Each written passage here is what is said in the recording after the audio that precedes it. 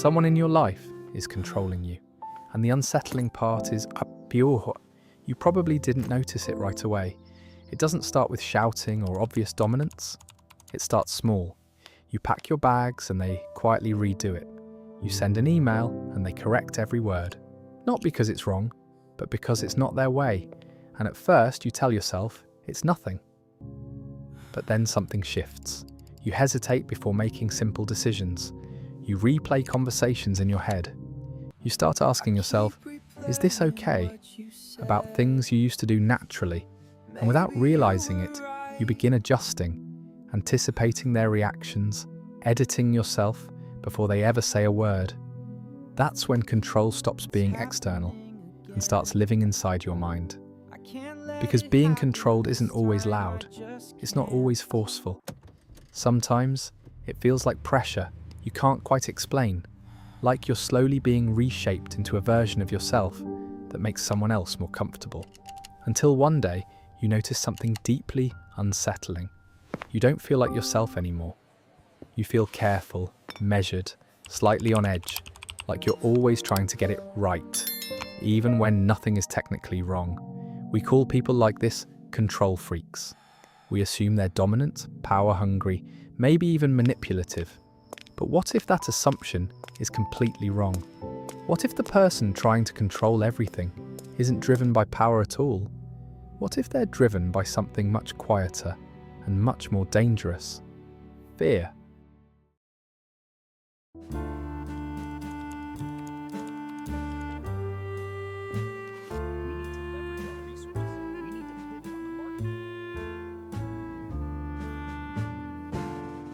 We've been taught to see control in a very specific way. When someone micromanages, corrects everything, or needs things done their way, we label them quickly. Dominant, difficult, power-hungry. It looks like confidence. It feels like authority. And from the outside, it's easy to assume they like being in control. But that's the lie, because real power doesn't need to control everything. Real power is flexible. It trusts. It allows space for mistakes. What you're looking at instead is something much more fragile. Extreme control is not a sign of strength. It's a sign of internal instability. A person who needs to control every detail isn't calm inside. They're managing something you can't see, a constant undercurrent of tension, a fear that if they let go, even for a moment, everything will fall apart. So they step in, they correct, they take over, not to dominate you, but to regulate themselves. And this is where it gets uncomfortable. Because once you see it, you can't unsee it. That controlling boss, that overbearing partner, that person who just has to fix everything, they're not operating from confidence. They're operating from fear. Fear of mistakes, fear of uncertainty, fear of losing control and what that might cost them. So what looks like power is actually protection. And what looks like control is often just anxiety in disguise. To understand a controlling person, you have to step inside their mind. Because from the outside, it looks like confidence, decisive, organized, always in charge. But on the inside, it feels nothing like that. It feels like pressure, a constant, low-level tension running in the background. Their mind doesn't rest. It scans, it anticipates. It tries to predict every possible outcome before it happens. Not because they want to, but because they feel like they have to. If I don't double check this, but something might go wrong. If something goes wrong, it will be my fault. And if it's my fault, I'll have to deal with the consequences alone. That's the loop. It's not about the task itself. It's about what the task represents: risk, uncertainty, the possibility of failure. And their body reacts to that possibility as if it's a real threat. Tight chest, restless thoughts, a subtle but persistent sense of urgency. Relaxing doesn't feel safe, because relaxing means letting go, and letting go feels dangerous. So they step in, they fix, they correct. Not because they think you're incapable, but because their nervous system doesn't trust the unknown. That's why they struggle to delegate, why they rewrite your work, Why they ask for updates, details, reassurance. It's not control for the sake of control. It's control as a way to calm the chaos inside. But here's the part most people miss. They're just as trapped as you are. Because the more they control, the less safe they actually feel. Their world becomes smaller, tighter, more rigid. There's no room for error. No room to breathe. And over time, they stop trusting, not just others, but life itself. So what you're seeing isn't someone trying to overpower you. It's someone trying, desperately, to outrun a feeling they don't know how to face. Beneath the need to control, there's an engine quietly driving everything. And that engine has three core parts: anxiety, shame, and a desperate need for certainty. The first is anxiety. Not always loud, not always visible, but always there. It's the feeling that something could go wrong at any moment, that things are more fragile than they appear, and that, if you're not careful enough, fast enough, precise enough, you'll miss it. So the mind stays alert, hyper-focused, trying to stay one step ahead of chaos, but anxiety alone isn't what makes control so intense. Underneath it, there's something deeper, something more painful: shame. A quiet internal belief that says, if I mess this up, it means something about me. Not just that the situation failed, but that I failed. That I'm not good enough, not capable, not worthy of trust. And when mistakes feel like a threat to your identity, perfection stops being optional. It becomes necessary. That's where the need for certainty comes in. Control creates the illusion of certainty. If everything is planned, checked, and done correctly, then nothing bad can happen. No surprises, no judgment, no failure. At least, that's what the brain hopes, because certainty feels safe, predictable, contained. But life doesn't work that way. So the person keeps tightening their grip, trying to eliminate every unknown, every variable, every possible mistake, not because they want control for its own sake, but because uncertainty feels unbearable. And in their mind, control isn't about being right. It's about not being exposed. No one is born needing to control everything. This pattern is learned, quietly, gradually, often long before the person even realizes it. And in most cases, it begins in childhood. Imagine growing up in an environment where things felt unpredictable. Maybe the adults in your life were emotionally inconsistent, warm one moment, distant or explosive the next.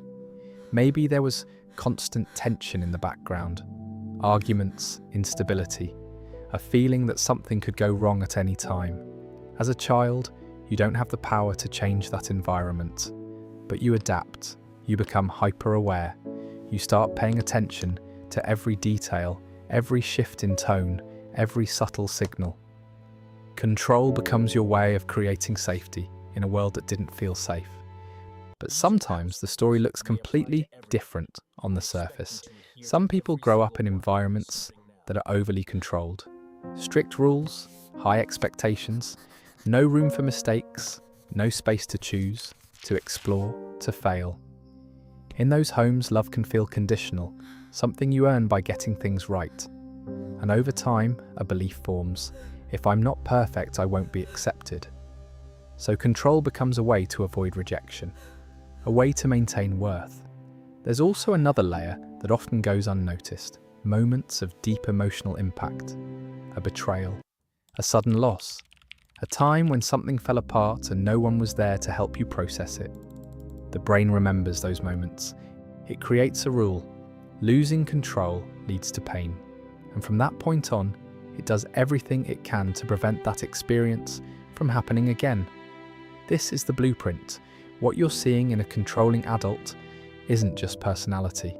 It's a survival strategy that was built early, reinforced over time, and never fully questioned. And underneath all of it, there's often a younger version of them, still trying to feel safe in a world that once wasn't. If control is rooted in fear, then why does it feel so good in the moment? Why does someone keep doing it, even when it's clearly damaging their relationships? Because control works, at least temporarily, The moment they step in, fix something, or take over, the anxiety drops, the uncertainty disappears, everything feels contained again, predictable, manageable. For a brief moment, their mind goes quiet, and that relief is powerful. It's not just psychological, it's neurological. The brain registers that sense of order as safety, and safety releases tension. It creates a small but noticeable sense of reward. Not joy exactly, but relief. And the brain learns quickly. Do this again. That's how control becomes addictive. Every time uncertainty appears, the same cycle begins. Anxiety rises. The urge to control kicks in. They act, correcting, managing, tightening their grip. And again, they feel that temporary calm. The brain links control with survival, with safety, with being okay. But here's the trap. The relief never lasts, because life is unpredictable. Something always shifts, something always goes wrong. And when it does, the anxiety comes back, often stronger than before. So they respond the only way they know how, by controlling even more. What started as a coping mechanism slowly becomes a dependency. They're no longer choosing control, they need it. And the more they rely on it, the less tolerance they have for uncertainty. Small disruptions feel overwhelming, minor mistakes feel catastrophic. Their world becomes tighter, more rigid, more exhausting to maintain. So even though control feels like safety, it quietly takes that safety away, leaving them stuck in a cycle where the only way to feel okay is to keep controlling everything. Control doesn't announce itself. It shows up in small everyday moments, the kind you could easily dismiss if you're not paying attention. At work, it looks like micromanagement. A manager who needs to be copied on every email, who rewrites your sentences, questions your decisions and checks in constantly. Not because the work is failing, but because not knowing feels unbearable. It's never really about the task. It's about the anxiety behind it. In relationships, it becomes more personal. It shows up as constant check-ins, needing to know where you are, what you're doing, who you're with. It can look like giving advice that slowly turns into direction, then expectation, then pressure. Over time, it stops feeling like care and starts feeling like control. And in everyday life, it hides in routines, over-planning every detail, getting irritated when things don't go as expected, feeling disproportionately stressed over small disruptions, a delayed plan, a minor mistake, something slightly out of place. Because again, it's not about the small thing. It's about what the small thing represents: uncertainty, loss of control, the possibility that something might go wrong. And for someone wired this way, even a small deviation can trigger a much bigger internal reaction. What makes this pattern so difficult to spot is that it often looks reasonable on the surface. Being organised, being responsible, wanting things done well, none of those are problems on their own. But when the need for control starts overriding flexibility, when it creates tension, pressure, or fear in others, that's when it crosses the line. Because control isn't defined by the action itself, it's defined by the need behind it. If you step back and observe closely, controlling behaviour doesn't happen randomly. It follows a pattern, a loop that repeats itself over and over again. It usually starts with something small, a change in plans, a delay, a detail that feels uncertain. On the surface it's minor, but internally it triggers something much bigger. Anxiety rises, the mind starts racing. What if this goes wrong? What if I miss something? What if this gets out of control? That discomfort builds quickly, and the person feels an urgent need to do something, to regain stability. So they act, they step in, take over, correct, control. They send more messages, they double-check everything. They tighten their grip on the situation, and for a brief moment, it works. The anxiety drops. The world feels ordered again, predictable, safe. But then comes the consequence. The people around them start to feel it, the pressure, the lack of trust, the constant vmešatelstvo into their space. And naturally, they react, they pull away, they resist, they become distant or frustrated. And this is where the loop turns, because that resistance feels like something slipping out of control again. The anxiety comes back, stronger this time. Now it's not just about the situation, it's about the relationship, the tension, the emotional distance. So the person responds the only way they know how. They control more, and the cycle repeats. The tighter they grip, the faster everything slips away. What started as a way to feel safe becomes the very thing that creates instability. And over time, this loop doesn't just strain situations, it slowly erodes trust, connection, and peace. Not because they want to hurt anyone, but because they don't know how to feel safe without control. At first, control feels like protection. It feels like you're holding everything together, keeping things from falling apart, preventing mistakes, making sure nothing goes wrong. But over time, something unexpected begins to happen. The very thing you're trying to protect starts to slip away. In relationships, the shift is subtle at first. People become quieter, less open. They stop sharing as much, not because they don't care, but because it no longer feels safe to be themselves. Every choice feels monitored. Every action feels evaluated. And eventually, they stop showing up fully. Not out of rebellion, but out of exhaustion. Because no one thrives under constant pressure. No one feels close when they feel controlled. And slowly, distance replaces connection. At work, it shows up differently, but the outcome is the same. Teams lose motivation. Creativity drops. People stop taking initiative because they know it will be corrected anyway. So they disengage, they do the minimum, or they leave, and the controlling person is left confused. I'm just trying to make things better. I'm the one holding everything together. But that's the paradox. The more they try to control, the more they create the very outcome they fear: disconnection, resistance, loss, and internally, the cost is just as high: constant tension, chronic stress, a nervous system that never truly relaxes. Because when you believe everything depends on you, there's no room to rest. In the end, they don't just lose control of situations, they lose trust, they lose connection. And sometimes, they lose the people they were trying so hard to keep, not because they didn't care, but because control quietly replaced love.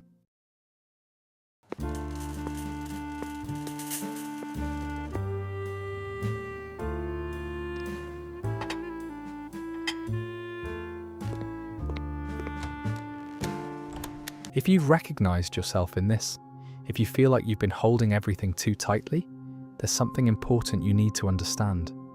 You were never trying to control people. You were trying to feel safe. And that changes everything. Because it means this isn't about fixing your personality. It's about learning a new way to relate to fear. The first step is awareness. The next time you feel the urge to correct, to step in, to take over, pause. Ask yourself one simple question. Am I doing this because it truly matters, or because I feel anxious? And be honest with the answer. Then start small. Let something be imperfect. Let someone do things differently. Let a plan change, without immediately fixing it. And notice what happens, not outside, but inside. The discomfort will be there. That's normal, but so is the realization that nothing actually collapsed. This is how you rebuild trust. Not in the world being predictable, but in your ability to handle what isn't. And if you're on the other side, dealing with someone who needs to control everything, remember this: their behavior comes from fear, but that doesn't mean you have to lose yourself. Set clear boundaries, stay calm, and don't take responsibility for emotions that aren't yours to carry. Because real safety doesn't come from controlling everything. It comes from knowing that even when things don't go your way, you'll still be okay. If this video made you feel seen, or helped you understand someone in your life a little better, take a moment to share your experience in the comments. And if you want more content that explores the deeper, quieter parts of the human mind, consider subscribing to the channel. You're not alone in this, and you don't have to figure it out by yourself. Thank you for watching.